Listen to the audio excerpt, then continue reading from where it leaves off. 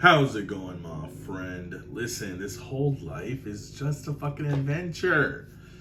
We're just here to have fun. That's it. We're not here because we're being tested.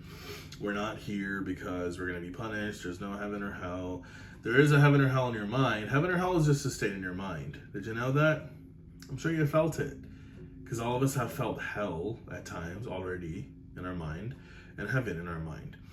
So what's the purpose of really being here? Why are we here? Now, everyone's going to have a different opinion. Everyone's going to have a different viewpoint. And guess what? Based on what you believe, your experience is going to be different. Isn't that crazy? I know. I found that crazy too. So I grew up Muslim, and there's, lots of part of the religion and the culture that I actually love. And I feel like it, who knows? Maybe I manifested it before I was born. Maybe I chose it before I was born, whatever the case is, lots of theories behind that.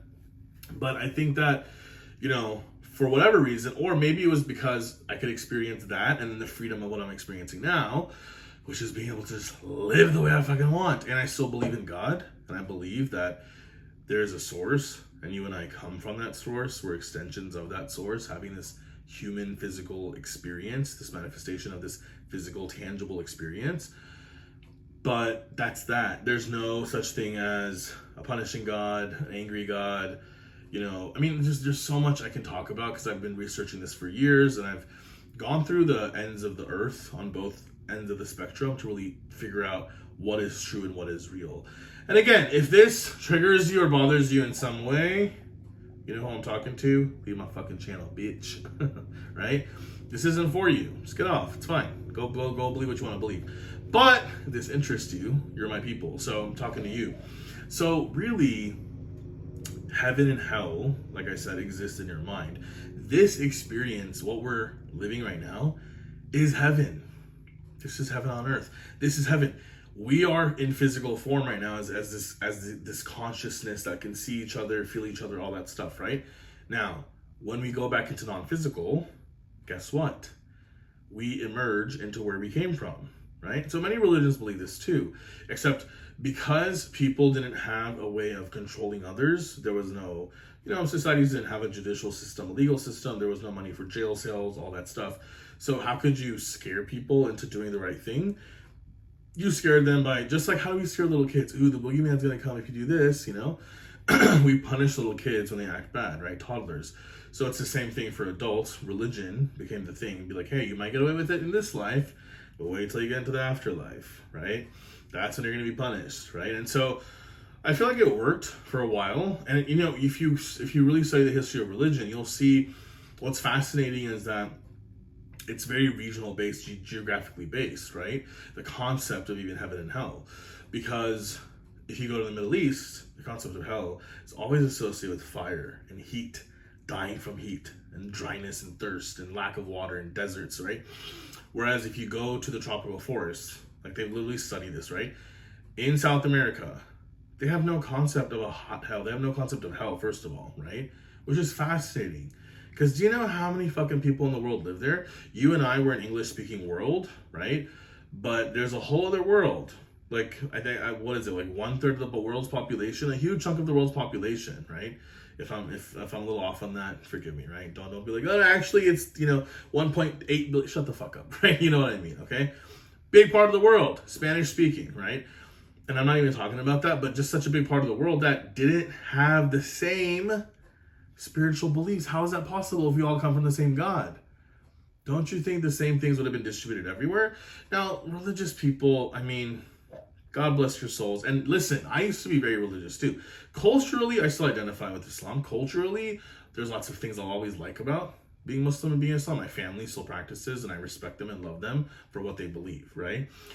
But I don't have to participate in it, and I don't have to follow everything. And that's a whole other journey and struggle and process that I've gone through. That's taken me several years to kind of come out in terms of not being religious, or not claiming that I'm following things by the book or not really giving a fuck and having my own spiritual beliefs. I feel like I've evolved beyond religion. I feel like religion, in many cases, for most people, can be like kindergarten or first grade. If you're talking about spiritual awareness, I'm not talking about connection.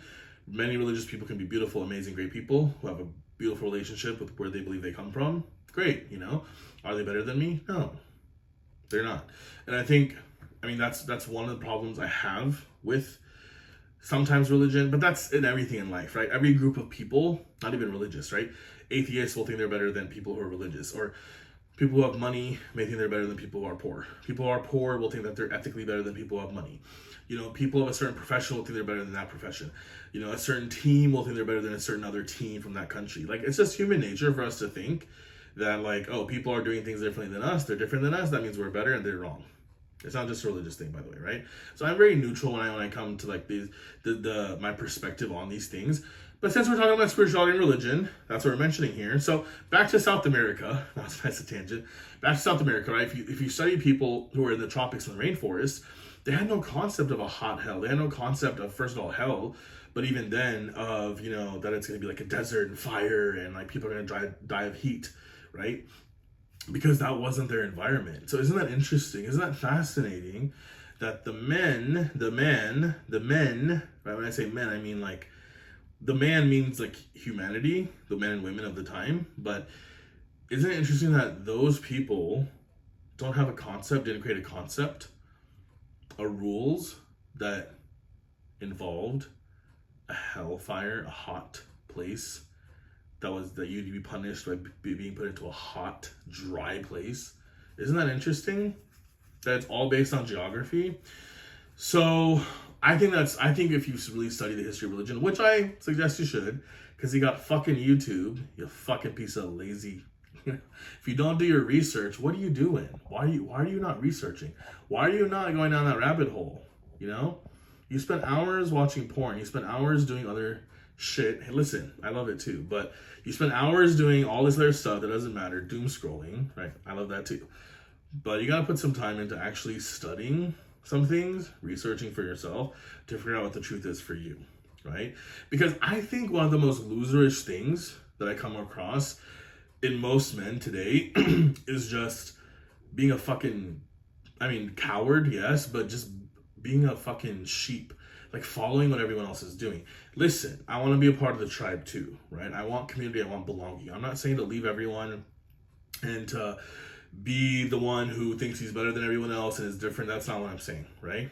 Should you think you're the best? Yes, right? And then Shah Rukh Khan always says that too, right? I think that's a really good thing. But I think that it's more about just not doing and following what you've been told, but using your own mind, your own intellect, your own consciousness to figure out what is true for you.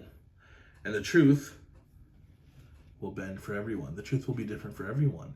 The truth will be based on what you choose to believe. Isn't that crazy? That's pretty wild, right? So if this truth aligns with you, that means that it aligns with your soul. That means that this truth is for you, whatever I'm saying, right? For me, it aligns so much that I feel empowered and I feel inspired. And like it's a duty for me to share this message with you, you know, whether it resonates with one person or 10 million people, it doesn't matter, because I just think it's so important. And so I started this video off by saying that you're here to experience as much joy as you can. If I didn't say that in this video, that's what I meant to say. All right, this life's an adventure, so you're here to create. We're in heaven on earth. So we're gonna want this thing, and then we're gonna want this thing, and then we're gonna want this thing, and then we're gonna want this. We constantly want to create more and feel more positive, feel more joy, feel all the things. And we're in this time-space reality, so we could slow things down, so we can feel the experience, right, of creation. Because when you go back to non-physical, which is what people call heaven, right? They think it's heaven. You can literally just at that point think something and then boom, it's there. Think something and boom, it's there. Think something and boom, it's there. Wouldn't that get boring after a while? There's actually been a common problem of I would say problem, right? A lot of people don't understand the concept of eternity, because when believers hear like, oh, I'd be in heaven forever, that kind of scares people. Like, wouldn't that get boring? Guess what? That already did happen, right? And it did get boring. And that's why we came here, because this is our heaven on earth, right? This is where we get to create, and we add time and space so that we can space things out and enjoy the journey. And there's contrast, and the unwanted helps us realize the wanted. The unwanted, the negative emotion, helps us create more positive emotion and positive things, right? So hope that makes sense. I want to talk a lot more about it, but this life is just for fun, and it's a game and it's an adventure. So have fun. Love you so much.